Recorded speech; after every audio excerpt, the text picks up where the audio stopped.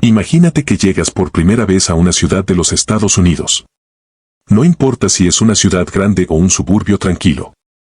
Caminas por una calle residencial, ves las casas con su jardín bien cuidado, el pasto verde, la cochera con uno o dos autos, los buzones perfectamente alineados. Todo ordenado, todo limpio. Y entonces te das cuenta de algo. No hay ropa tendida en ningún lado. Ni una sola sábana. Ni un calcetín. Ni una camisa colgada al sol.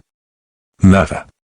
Como si la ropa en esas casas no existiera, o como si se secara sola adentro sin que nadie lo vea. Si creciste en México, en España, en cualquier parte de América Latina, esa imagen te resulta rara. Porque para nosotros el tendedero es parte del paisaje. Está en el patio, está en la azotea, está en el balcón. Las sábanas moviéndose con el viento, las camisas alineadas con pinzas, el olor a ropa limpia que se mezcla con el sol de la tarde. Es algo tan normal que ni siquiera lo notamos. Simplemente está ahí, como el fregadero o la estufa. Forma parte de lo que es una casa. Pero en los Estados Unidos esa imagen prácticamente no existe. Y lo curioso es que no es porque no tengan patio. Muchas de esas casas tienen jardines enormes, con espacio de sobra para tender 20 sábanas al mismo tiempo. No es por falta de espacio. No es por falta de sol tampoco. California tiene más de 270 días de sol al año. Arizona, Texas, Florida, Nevada. Estados con calor intenso durante meses donde tender ropa sería perfectamente posible y perfectamente lógico. Y aún así, el tendedero no aparece. Lo que sí aparece, en cambio, es la secadora. Ese electrodoméstico enorme que consume electricidad, que hace ruido, que calienta la ropa en 45 minutos y que está presente en aproximadamente el 80% de los hogares estadounidenses. 80%. Es uno de los porcentajes más altos del mundo. En Alemania ese número está cerca del 30. En España alrededor del 40. En México es todavía menor. Y sin embargo en los Estados Unidos la secadora no es un lujo ni una rareza. Es parte del proceso normal de lavar ropa. Lavar, secar en máquina, doblar. El sol no entra en la ecuación. ¿Y cuánto cuesta eso? Se estima que las secadoras representan cerca del 6% del consumo eléctrico residencial en los Estados Unidos. Solo para secar ropa. Solo eso. A nivel nacional el número se vuelve tan grande que cuesta imaginarlo. Pero lo vamos a dimensionar más adelante porque cuando lo escuchas bien vale la pena detenerse un momento. La pregunta es simple y al mismo tiempo fascinante. ¿Por qué? ¿Por qué un país entero decidió darle la espalda al sol y pagarle a una máquina para hacer algo que el viento y el calor hacen gratis desde siempre? La respuesta no es simple. No es solo el clima, no es solo la comodidad, no es solo la tecnología. La respuesta tiene que ver con leyes, con vecinos, con estatus social, con el sueño americano y con algo que muy poca gente conecta cuando piensa en este tema por primera vez. Quédate. Porque cuando termines de ver esto, nunca más vas a ver una secadora de la misma manera. Para entender por qué los estadounidenses no tienden ropa, hay que viajar en el tiempo. No muy lejos. Solo hasta después de la Segunda Guerra Mundial. Porque fue en ese momento, en esas décadas de los años 50 y 60 del siglo pasado, cuando se construyó la respuesta a todo lo que estamos hablando hoy. Cuando terminó la guerra, los Estados Unidos vivieron un crecimiento económico que no tenía precedente. Millones de soldados regresaron a casa, se casaron, tuvieron hijos y de repente había una generación entera con ganas de construir algo propio. El gobierno respondió con créditos accesibles, con autopistas nuevas y con una idea que se convirtió en el corazón del sueño americano, la casa propia. No un departamento en la ciudad ruidosa y apretada. Una casa. Con jardín. Con cochera. Con calle tranquila y vecinos que se parecen a ti. Así nacieron los suburbios. Esos vecindarios que hoy reconocemos en cualquier película americana. Casas similares, calles arboladas, césped bien cortado, silencio. Y con los suburbios llegó algo que cambiaría para siempre la manera en que los estadounidenses viven y se relacionan con su espacio, los HOA. En inglés son las siglas de Homeowners Association. En español sería algo como la Asociación de Propietarios. Y su función era, en teoría, proteger la imagen y el valor de esos nuevos vecindarios. Los HOA son organizaciones privadas. Cobran una cuota mensual a todos los propietarios del vecindario y a cambio administran los espacios comunes, organizan el mantenimiento y, lo más importante para esta historia, imponen reglas. Reglas sobre el color que puedes pintar tu casa. Reglas sobre qué tipo de auto puedes estacionar en la calle. Reglas sobre cómo debe verse tu jardín. Y entre todas esas reglas, una que hoy nos parece increíble pero que en ese contexto tenía una lógica muy clara: prohibir tender ropa visible desde la calle o desde las casas vecinas. ¿Por qué esa regla? Porque en la mentalidad de esa época, la ropa tendida era una señal de pobreza. Era lo que hacía la gente que no podía pagar una secadora eléctrica. Y si tu vecino tendía ropa en el jardín, eso manchaba la imagen del vecindario. Y si la imagen bajaba, bajaba el valor de todas las propiedades. Así de directo, así de frío. La ropa en el tendedero no era solo ropa. Era un mensaje que nadie quería que su casa enviara. Hoy se estima que entre el 20 y el 25% de las viviendas en los Estados Unidos están sujetas a algún reglamento de HOA. En algunos estados del sur ese número llega al 50%. Es una cifra enorme. Significa que millones de personas que quizás querrían tender su ropa al sol simplemente no pueden hacerlo sin arriesgarse a recibir una multa. No es una exageración. En varios vecindarios del país colgar un calcetín en el jardín puede costarte dinero real. En el país más poderoso del mundo, tender ropa puede ser ilegal dependiendo de dónde vives. Y eso nos lleva a la siguiente pregunta. ¿Cómo llegó la secadora a convertirse en símbolo de éxito? Eso lo vemos ahora. Cuando la secadora eléctrica llegó al mercado masivo en los años 50 y 60, no era solo un electrodoméstico. Era un símbolo. Tenerla en casa significaba que podías pagar tanto la máquina como la electricidad para operarla mes a mes. Era el equivalente doméstico del auto nuevo en la cochera o del televisor en la sala. Era una declaración silenciosa pero muy clara: aquí vive una familia que llegó. Una familia moderna. Una familia que no necesita depender del sol para nada. Y al revés, tender la ropa afuera se fue asociando con no poder permitirse esa modernidad. Con quedarse atrás. Con no haber alcanzado todavía ese nivel de vida que el sueño americano prometía. Esta lógica puede sonar extraña para quienes crecimos en culturas donde tender ropa es simplemente lo que se hace, algo práctico, eficiente, sin ninguna carga social. Pero dentro del contexto estadounidense de mediados del siglo XX, esa asociación tenía una coherencia interna muy fuerte. Y las asociaciones culturales no desaparecen de un día para otro. Se heredan. Se normalizan. Con el tiempo se convierten en hábitos, luego en expectativas, luego en reglamentos escritos y finalmente en leyes. Lo que empezó como una preferencia de clase media se fue convirtiendo poco a poco en la norma de todo un país. Hay algo más que hace que esto se perpetúe solo, y es uno de los mecanismos más interesantes de cómo funcionan las costumbres. Como nadie tiende ropa, nadie ve tendederos. Y como nadie ve tendederos, nadie los considera una opción. La ausencia se normaliza. Una generación entera crece sin ver una sola sábana al sol y para esa generación el tendedero simplemente no existe en el mapa mental de lo que hace una casa normal. No es que lo rechacen. Es que no está en su radar. Nunca lo estuvo.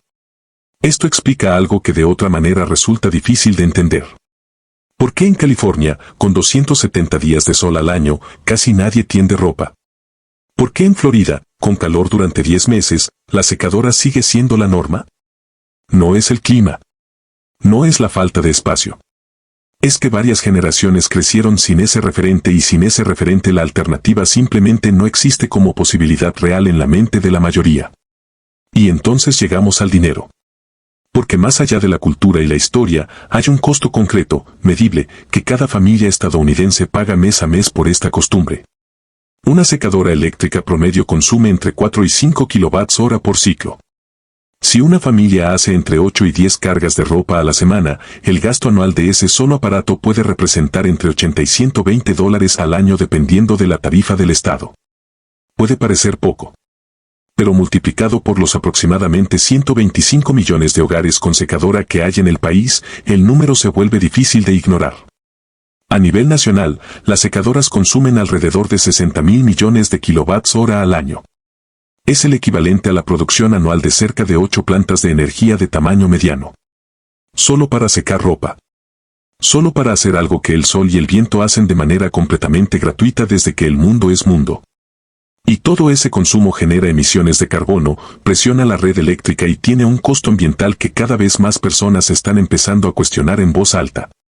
Hay un momento en que una contradicción se vuelve demasiado grande para ignorarla. Y eso fue exactamente lo que pasó en los Estados Unidos con el tema del tendedero. En algún punto, suficientes personas miraron por la ventana, vieron el sol brillando sobre su jardín vacío, pensaron en la secadora funcionando adentro y dijeron, esto no tiene sentido. De esa incomodidad nació un movimiento. En inglés se llama Right to Dry, que en español sería el derecho a secar. Y su premisa es tan simple que al principio cuesta creer que haya necesitado convertirse en un movimiento organizado. La idea es básica, ninguna asociación privada de vecinos debería poder prohibirle a una persona usar el sol para secar su ropa en su propia propiedad. Suena obvio. Y sin embargo, como hemos visto, durante décadas eso fue exactamente lo que ocurrió en miles de vecindarios del país. Los JOA tenían ese poder y lo ejercían. Multas, advertencias, presión social. La ropa tendida era una violación al reglamento tan seria como pintar tu casa de un color no autorizado. El movimiento Right to Dry comenzó a ganar fuerza sobre todo en estados con mucho sol. Florida y Colorado fueron de los primeros en reaccionar. Y la razón es comprensible. La contradicción de vivir rodeado de luz solar casi todo el año y no poder usarla para algo tan básico como secar una toalla se volvió demasiado visible para ignorarla. Los argumentos del movimiento se apoyaban en tres ejes muy claros. Primero, el impacto ambiental. Usar el sol es gratis y no produce emisiones. La secadora tiene un costo energético y ecológico real que se multiplica por millones de hogares. Segundo, el impacto económico. Las familias de menores ingresos son las que más sienten el gasto eléctrico mensual. Quitarles la opción de usar el sol para secar su ropa es, en la práctica, obligarlas a gastar dinero que no tienen en algo innecesario. Y tercero, un argumento filosófico que toca algo muy profundo en la cultura americana, la libertad individual. ¿Hasta dónde puede llegar una asociación privada de vecinos para regular lo que una persona hace en su propia propiedad? ¿Dónde termina el derecho del vecindario y empieza el derecho del dueño de la casa? Ese tercer argumento fue quizás el más poderoso. Porque en un país donde la libertad individual es uno de los valores más arraigados, la idea de que una organización privada te diga lo que puedes o no puedes hacer dentro de tu propiedad resulta incómoda para mucha gente, independientemente de sus ideas políticas. El resultado fue concreto. En los últimos 20 años, más de 20 estados han aprobado leyes que limitan la capacidad de los JOA para prohibir el tendido de ropa al exterior. Florida, Colorado, Utah, Hawái, Vermont y otros han establecido que ningún reglamento privado de vecindario puede quitarle a una persona el derecho de usar energía solar para secar su ropa. No es una victoria total. En muchos de esos estados los JOA han encontrado maneras de seguir desalentando la práctica aunque ya no puedan prohibirla del todo. Pero la dirección es clara. Algo está cambiando. Lentamente, pero está cambiando. Vale la pena asomarse un momento a cómo manejan esto en otras partes del mundo. Porque el contraste dice mucho sobre lo específico que es el caso estadounidense y sobre cómo una costumbre que parece universal puede ser en realidad profundamente local. En Italia la ropa tendida en los balcones es parte del paisaje visual de las ciudades. Las calles de Nápoles, los barrios históricos de Roma, los pueblos del sur. Sábanas y camisas colgadas entre edificios, moviéndose con la brisa. Nadie lo ve como señal de descuido ni de pobreza. Es simplemente lo que se hace. Es parte del tejido visual y cotidiano de la vida. En Japón, siendo uno de los países tecnológicamente más avanzados del mundo, tender la ropa en balcones y en estructuras especiales es la norma en la gran mayoría de los hogares. El uso de secadora eléctrica es significativamente menor que en los Estados Unidos, aun siendo un país con un ingreso per cápita comparable. La tecnología está disponible. Simplemente no desplazó al sol. En México, en España, en prácticamente toda América Latina, tender ropa es una práctica completamente integrada en la vida cotidiana, en todos los niveles socioeconómicos. No es cosa de pobres ni de ricos.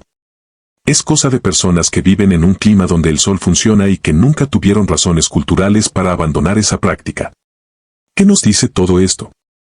Que la ausencia del tendedero en los Estados Unidos no tiene que ver con el nivel de desarrollo del país. No tiene que ver con la cultura del orden ni con el clima en términos generales. Tiene que ver con una construcción cultural muy específica que surgió en un momento histórico muy particular en los suburbios de la posguerra, con los Hoa, con la secadora como símbolo de modernidad.